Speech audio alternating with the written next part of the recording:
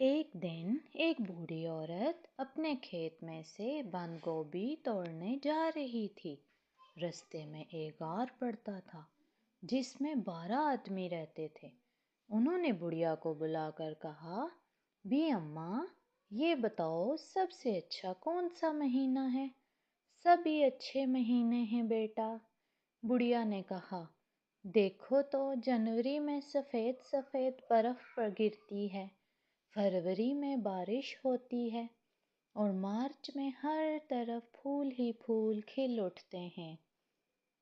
باقی سارے مہینے بھی بہت اچھے ہیں۔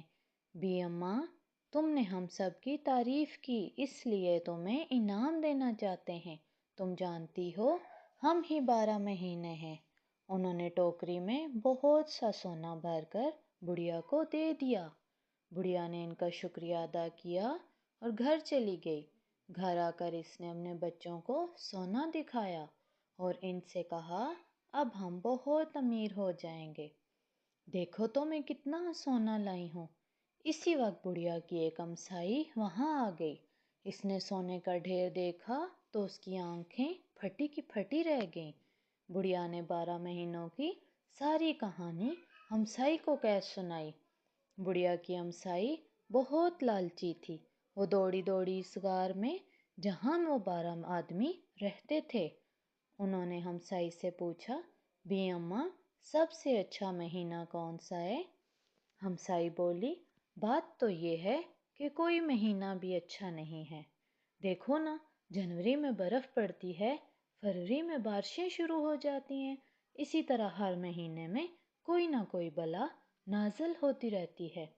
آپ کا بہت بہت شکریہ بڑی بی، لائیے اپنی ٹوکری دیجیے، ہم آپ کو انعام دیں گے۔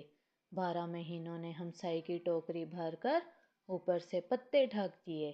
ہمسائی ٹوکری اٹھا کر گھر کو بھاگی تاکہ جلدی سے کھول کر دیکھے بھلا 12 مہینوں نے کیا انعام دیا ہے۔ جب وہ گھر پہنچی، اس نے اپنے بچوں سے کہا، اب ہم بھی اس بڑھیا کی طرح امیر ہو جائیں گے۔ یہ کہہ کر اس نے ٹوکری میز پر الٹ دی، لیکن ٹوکری میں سونے کی جگہ کنکر پتھر بھرے ہوئے تھے۔ ہمسائی بہت ناراض ہوئی، بھاگی بھاگی بڑھیا کے پاس گئی۔ بڑھیا نے پوچھا، جب ان 12 آدمیوں نے تم سے پوچھا تھا کہ کون سا مہینہ اچھا ہوتا ہے تو تم نے کیا جواب دیا؟ میں نے تو صاف صاف کہہ دیا تھا کوئی مہینہ بھی اچھا نہیں ہوتا۔